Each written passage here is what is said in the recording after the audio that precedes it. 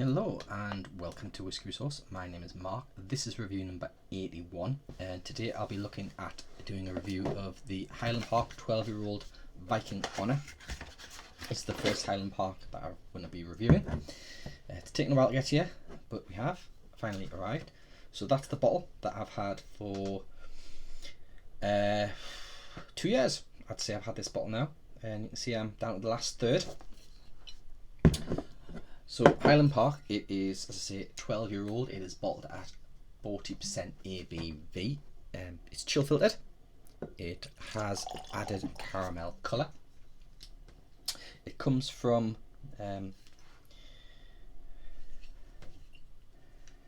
the Edgerton group, and it of course comes up from the Highlands of Scotland, on the Isle of Orkney. Sorry, I'm just a bit distracted here. There's quite a bit going on at the minute. Okay, so yeah, it's Edgerton Group. Highland Park 12-year-old Edgerton Group. What else is to say about it? Comes in a variety of sizes bottles: 700ml, 350ml. You can get 50ml miniatures. It's widely available in most supermarkets, of course online. It's typically available in decent pubs, restaurants, bars, that kind of thing. It is, according to what I have found out, sherry matured. Disappointing that's 40% ABV. However, I think we can kind of forgive Highland Park at the minute, since they have just released their version 1 of their cask strength non-age statement whiskey for a reasonable price of £55, I believe it was. Anyway, this particular whiskey is bottled with an average retail price of £31.57. You can of course find that cheaper in supermarkets. Typically you can pick it up for around about £25 when it's on its best discount price, and of course if you go online and have a look at places like Amazon, you may be able to pick it up more frequently at those kind of prices. And of course it comes in this presentation box, and it's got this new, when I say new, they rebranded and they changed their product range to meet their brand, and they've all got these kind of Viking mythology symbols on them now. So anything else to say? Usual review scores and value scores are going to be on the write-up if you want to go and check that out on my website. So Highland Park 12-year-old. So it is a lovely nose. There's no doubt about that. It's honey sweet. There's that lovely floralness from the peat. There is a little bit of peat smoke, very gentle there in the background, but you get the heather influence of the peat that they use there. It's a lovely autumnal nose. Spices, not a deep sherry bomb spice that you would normally get of really rich fruitcake, but it's getting there. It's aromatic, as I say, with the heather, the honey, the spices, some starting to get dark fruits. So we're probably talking about raisins and sultanas, but they haven't quite matured long enough, dried enough. They've still got a bit of grape going on still.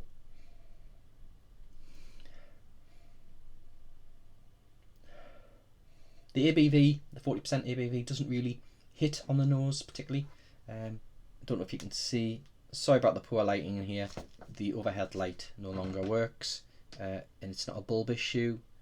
It's something to do with the wiring, which I need to take a look at. You can't really see the legs there, but it's got decent legs.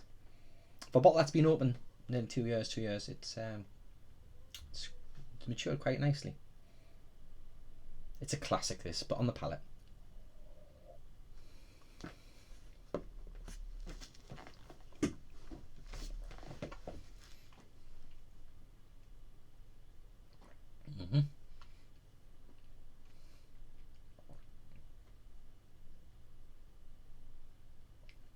This whiskey has to sit and age while it's in the glass, oxygenate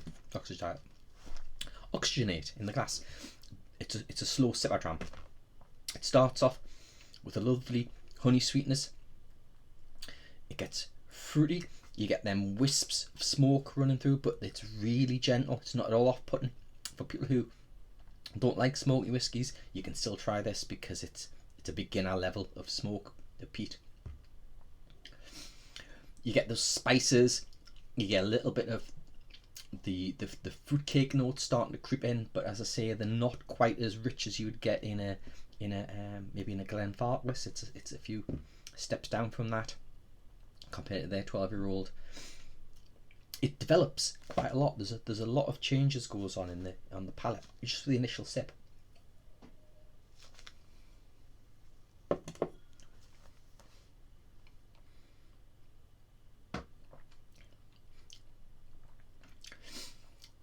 It's if I was to describe what it's trying to become, it's like somebody's trying to create a spiced mulled, not a wine, but a spiced mulled whiskey based hot toddy.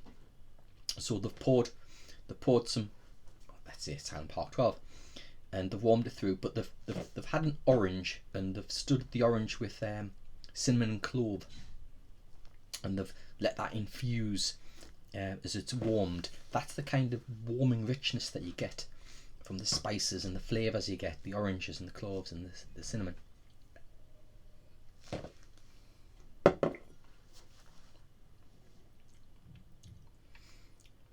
You get a tiny bit of increase in smoke on the finish, which is drying and slightly bitter, but if anything, it gets a bit too watery. It kind of waters out, dilutes itself off to nothing.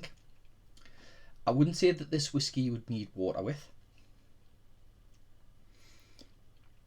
The price for a 12-year-old and what it offers, it's enjoyable whiskey. I think it's a decent value whiskey. It's very consistent. From, if anything, actually from the first pour to now, I think it's improved. When I first tried it on my whiskey journey 2 years ago, in this case, I was a bit let down by it. So I put it back in the cupboard and I didn't touch it for a short while, and then it got better. And then last summer I went on a stag do to Edinburgh, and I took a hip flask and I put it in the Highland Park 12, because that was, I think, a whiskey that I could share, that people would recognise and know and enjoy.